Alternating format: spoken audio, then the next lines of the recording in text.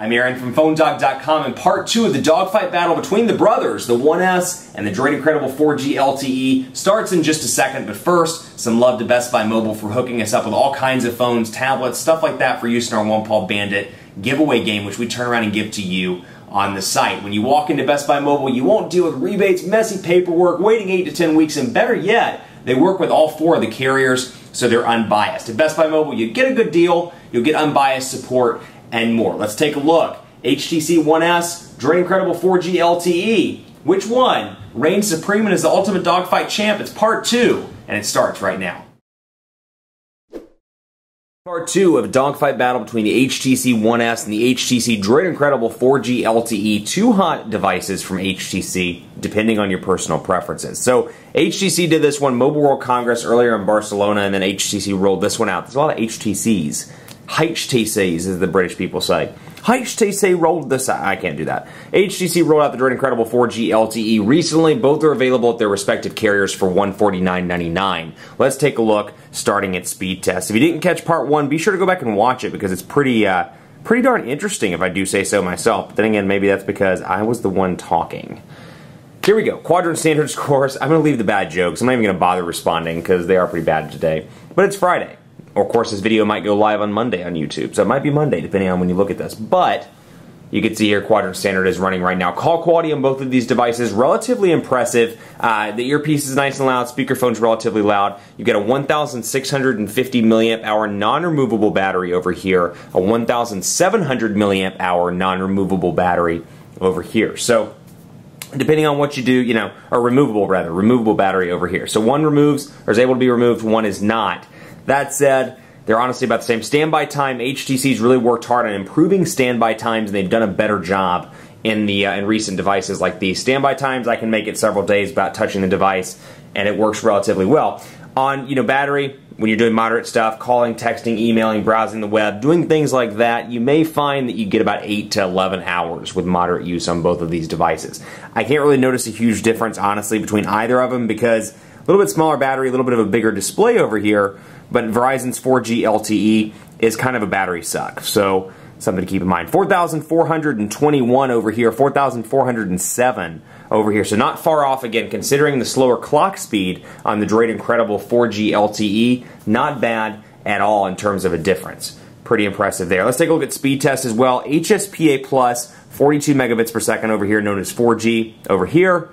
4G LTE long-term evolution. Did not mean to load up Quadrant Standard again. It is clearly Friday afternoon, or it could be Monday morning or Monday afternoon, depending on when you're watching this. Load up speed test right now. Get them on the same. Shelby, server, not Charlotte. Shelby, bam. We'll load up speed test. Begin. And then we're going to begin over here as well.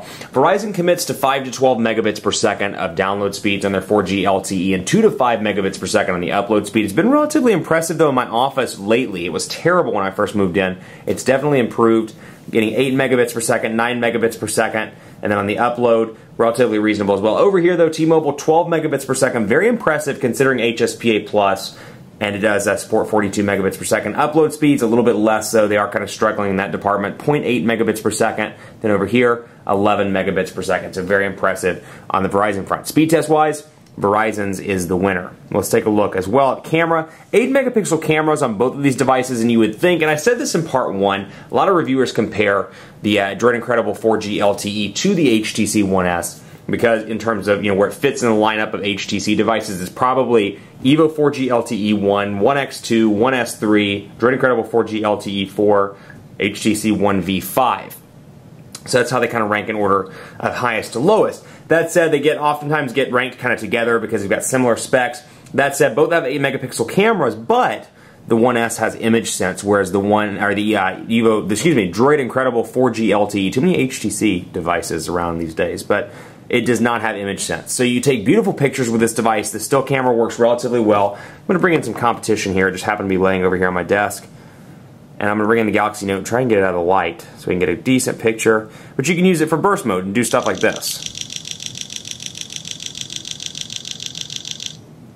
And bam, there's my burst mode, and I can take the best picture, pick the one that I like, go to best shot, hit yes, and delete the rest. Also, I can go into recording and do still shots So let's say I'm at my daughter's basketball game or my son's soccer game. I can take still shots while they're running up and down the court or the field, depending on what sport they prefer, and get both stills and video. Now over here, you don't get the ability to do burst mode, unfortunately. It's just one picture at a time. Now it takes it relatively quickly, you'll see. I can kind of take quick shots. That said, it's not burst mode by any stretch of the imagination, and if that's a feature you like, fortunately it's not available on the DROID Incredible 4G LTE. That said, picture quality is still decent over here. I think the cameras are great on both of these devices and very much a tie. That said, if that burst mode feature is something that's important to you, you don't get that feature over on this device. What you do get is the ability to still take stills, though, while you're recording video. So really the only thing you're missing out on is the burst mode, that kind of feature. And that's something, in my opinion, again, keeping in mind these are the same price in their respective carriers, that's a feature I'd really like to have. And I'm really surprised that Verizon omitted it on the DROID Incredible 4G LTE. Another thing you'll notice, if you get really down into the nitty-gritty with these devices, the personalization menus are a little bit different. So HTC Hub, we've talked about this a million times in Dogfight. You get the ability to go onto HTC's website and download custom ringtones, wallpapers, themes, skins, all kinds of good stuff. And when you go into the One S, you'll see Get More up here at the top. When I click Get More, it'll lead me right in there, and I can load up the different skins and download those skins based on HTC Hub and what's available in the virtual store. Over here, Verizon has disabled that, so when I go into skins, you'll notice there's no option for me to get more. I'm stuck with the 4 that are on the device, but if I want additional ones here, for example, I can download Spaceship Earth, Purple Passion, Painting the World, Music Lover, and I can do the same thing with ringtones, with wallpapers, and more. So I love the customization. I love the fact that T-Mobile's kind of kept that available.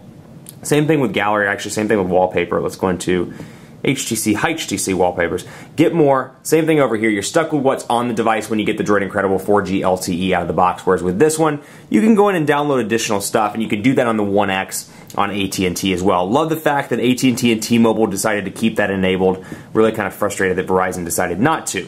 Another thing you'll see that's a small difference, go to the lock screen style here so you can take a look at the difference, and I talked about this in part 1. The screen size is noticeable, actually, for me. 4.3 to 4 is a noticeable difference, and it's funny because you go from like 4.3 to, let's say 3.7 to 4, I don't really notice a difference, or 3.5 to 3.7, but I do notice a difference here because this one, very pocketable, very easy to fit in the pocket, very thin and light. That said, it's a decent screen size for a lot of people. Over here, I do notice a slightly smaller screen, and the fact that it does, I have to squint a little bit for this one, and it's a little harder for me to type. So if that's something that's important to you, you want a bigger screen, I'd say go with the One S, but maybe you're migrating up from an iPhone 4 or 4S or something with a 3.7-inch display or even like a 3.2-inch display. Both of these will be more than enough for you, but I like the personalization choices that they kept intact on the HTC One S. Otherwise, personal information management stuff, very much the same on both of these devices. You can see my sample contacts here, some recent test calls that I did. Allow 611 on both, just so you can see, not 911, that would not be smart to dial on video. And you can see, of course, the network ID, but otherwise they look almost identical with the exception of the contacts button that you get right here on the DROID Incredible 4G LTE. So again, minor little things like that from device to device. Otherwise, call quality is really great on both of these devices. So it boils down to what you want the most out of your device. If you want 4G LTE connectivity, you like this original device, this Droid look and feel that came with the Resound, and some of the older HTC devices kind of resembles maybe the DROID Incredible 2 a little bit. This might be a good device for you. It's 4G LTE capable, it's a little bit less than the Galaxy S3 on Verizon. Then you got the One S over here. Remember the original One series, $149.99, beautiful build quality, a little bit faster in terms of clock speed, camera's better with ImageSense, and it's a tough call to see which one is better overall. You got to decide what you want, but the winner of the dogfight, by specs, by features, by everything, all kind of combined into one, the HTC One S. It wins the dogfight. That said, you could be happy with either one of these devices. I'd like to see Verizon lower the price by about 50 bucks on this, and it would be a whole nother discussion, quite frankly. Keep it locked on PhoneDog.com for continuing coverage between these devices and more. It's dogfight season, and it's a crazy September in mobile, so stay tuned. A lot of different launches coming, a lot of different rumors swirling around in the middle of the next iPhone and more, so keep it locked on PhoneDog.com as we dissect everything for the best, the latest, and the greatest mobile news. Be sure to follow me on Facebook, facebook.com/PhoneDogAB, Twitter, PhoneDog_Aaron. Let me know what you think of both of these devices. And stay tuned to PhoneDog, facebook.com/PhoneDog, and of course the site. We're getting ready to ramp up the greatest tech giveaway ever 2, and you're going to be able to win some pretty cool smartphones that I'm pretty excited about. So stay tuned for that. Thanks for watching. And as always, we'll see you. I was trying to turn these off and make it really elaborate, but it didn't work. We'll see you next time.